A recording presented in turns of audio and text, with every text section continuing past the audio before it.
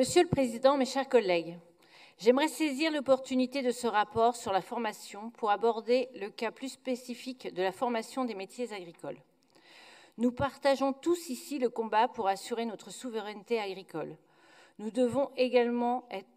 sommes tous également conscients de l'enjeu que nous devons faire face, celui du renouvellement des générations.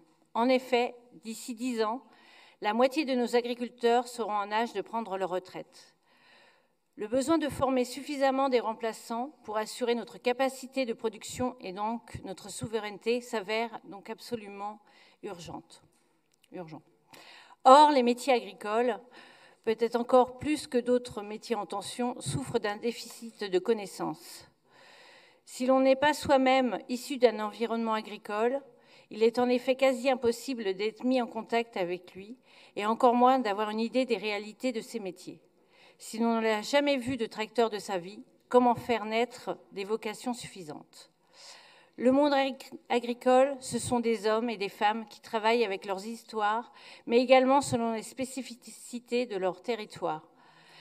Travailler avec le monde agricole, c'est être son propre chef, avec comme associé particulièrement imprévisible la météo. C'est avoir la liberté de vivre selon ses convictions. De même, le terme « agriculteur ou paysan » recouvre en réalité une grande variété de métiers complètement différents. Mais est-ce que tous nos jeunes connaissent ce monde paysan ? Ont-ils simplement tous conscience qu'ils peuvent devenir eux-mêmes acteurs de ce monde agricole ?